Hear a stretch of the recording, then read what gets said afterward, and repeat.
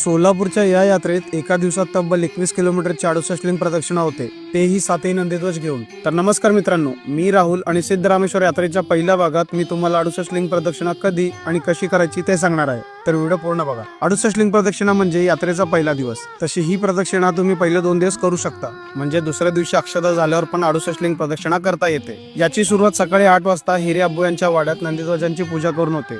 पूजा झाल्यानंतर महाराजा 7ही नंदीध्वजांसोबत यात्रेस प्रारंभ होतो। तेथून हे नंदीध्वज सिद्धेश्वर मंदिरातील 68 लिंगांपैकी पहिले लिंग असलेल्या अमृत लिंगाजवळ येऊन थांबतात आणि जवळपास 21 किलोमीटरच्या या 68 लिंग परिक्रमेला सुरुवात होते। 7ही नंदीध्वज हे 68 लिंगचे प्रदक्षिणा घालतात। हे 68 लिंग स्वतः श्री शिवयोगी सिद्धरामेश्वर महाराजांनी सोलापूरमध्ये स्थापन केले आहेत। परिक्रमा करताना प्रत्येक लिंगाला हळद आणि तेलाने आंघोळ घातली जाते, यालाच यन्नी मंजन सुद्धा म्हणतात। नंदीध्वज प्रदक्षिणा करताना विसावा मारण्याची पद्धत असते।